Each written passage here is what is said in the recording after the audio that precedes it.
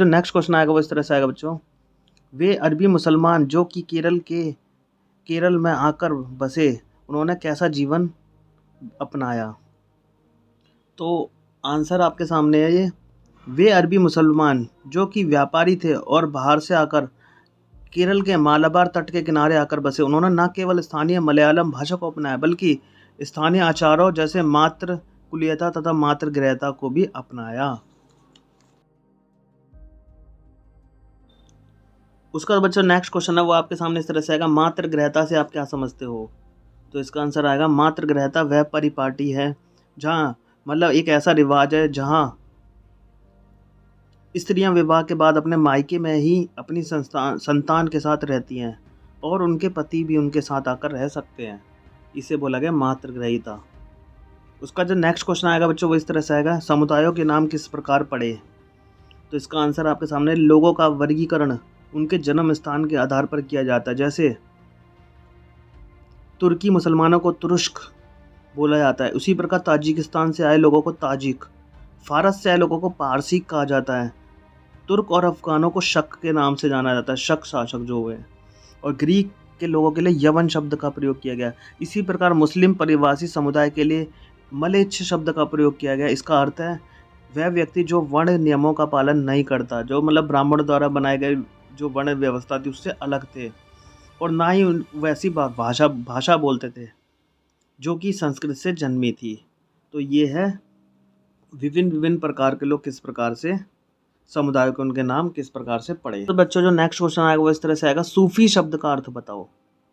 तो आपके सामने विद्वानों के अनुसार सूफी शब्द का अर्थ, सूफी शब्द सूफ से निकला है जिसका अर्थ है ऊन है। वे व्यक्ति जो पैगंबर की मस्जिद के बाहर अनुयायियों की मंडली धर्म के बारे में जानने के लिए इकट्ठी होती थी। इनका उदय इस्लाम की धार्मिक एवं एक राजनीतिक संस्था के रूप में, इनका जो उदय इस्लाम का धार्मिक एवं राजनीतिक संस्था का रूप लेने के विरुद्ध हुआ। मतलब जैसे जैसे इस्लाम एक धार्मिक और राजनीतिक संस्था बनता जा रहा था, वहीं से ही उन्हीं की विचारधारा के विरुद्ध ये सूफी बने। इन लोगों का झुकाव रहस्यवाद और वैराग्य की ओर झुका, इन्हें सूफी कहा जाने लगा। क्योंकि एक और बात थी इनमें अलग, क्योंकि ये खुरदरे ऊनी रंग के कपड़े पहनते थे और बिल्कुल सन्यासी की टाइप में जीवन जीते थे।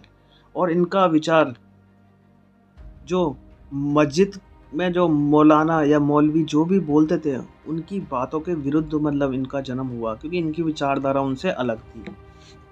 और बढ़ते हैं आगे, जो नेक्स्ट क्वेश्चन आएगा बच्चों इस तरह से आएगा, सूफी को बाकी लोगों से अलग क्यों माना जाता है?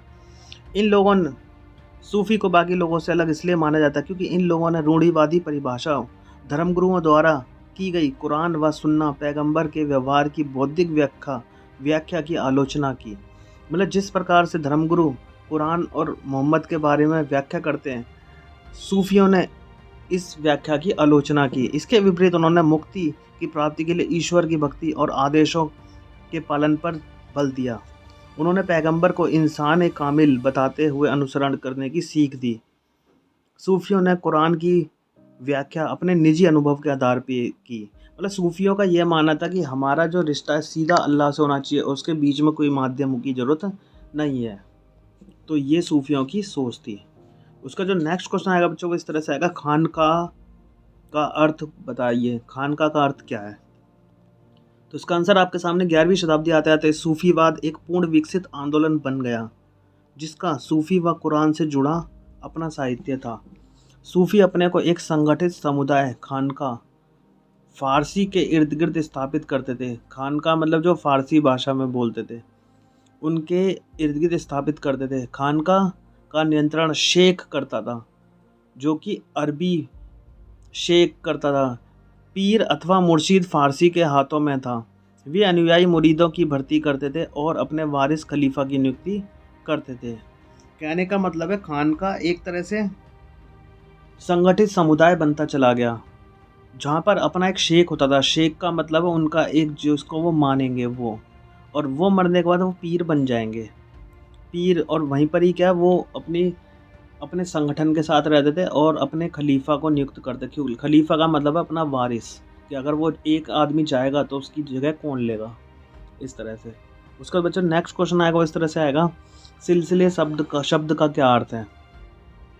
तो इसका आंसर आपके सामने 12वीं शताब्दी के आसपास इस्लामी दुनिया में सूफ़ी सिलसिलों का गठन होने लगा। ये नाम के आगे शेख लगाते थे।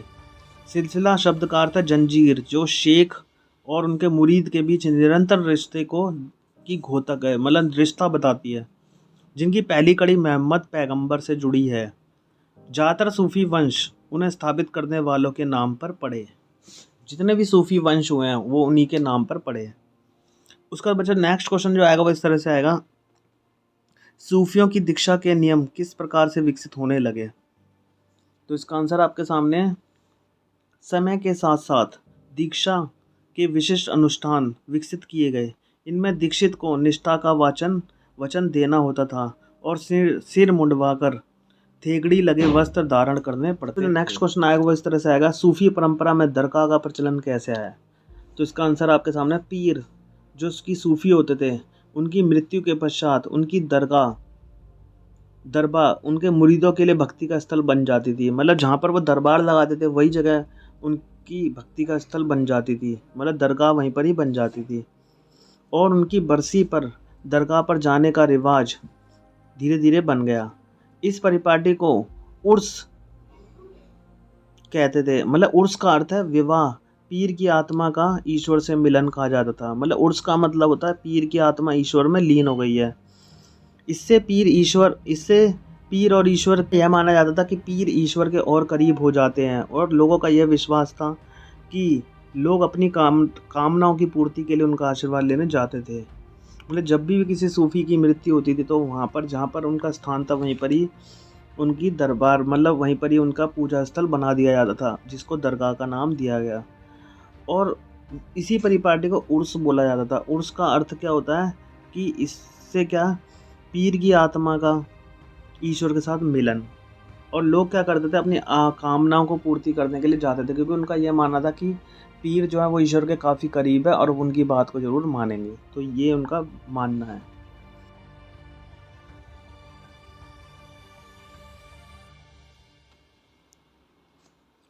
तो बच्चों जो इसका क्वेश्चन है वो आपके सामने है, ख्वाजा मुइनुद्दीन चिश्ती की दरगाह पर आने वाला पहला सुल्तान कौन था? तो इसका आंसर आपके सामने, मोहम्मद बिन तुगलक 1324 से 51 तक उसका काल था। वो पहला सुल्तान था जो ख्वाजा मुइनुद्दीन चिश्ती की दरगाह पर आया। उम्मीद है आपको ये वीडियो बहुत ही पसंद आया होगा। अगर आपको वीडियो अच्छा लगे तो इसे लाइक, शेयर और अपने दोस्तों के साथ सब्सक्राइब और अपने दोस्तों के साथ शेयर करना ना भूलें। तो मिलेंगे नेक्स्ट वीडियो के साथ, जो कि बहुत ही जल्दी आएगी। टिल देन हंसते रहिए, मुस्कुराते रहिए, देखते रहिए हमारे channel Gopal Sharma classes. Good bye.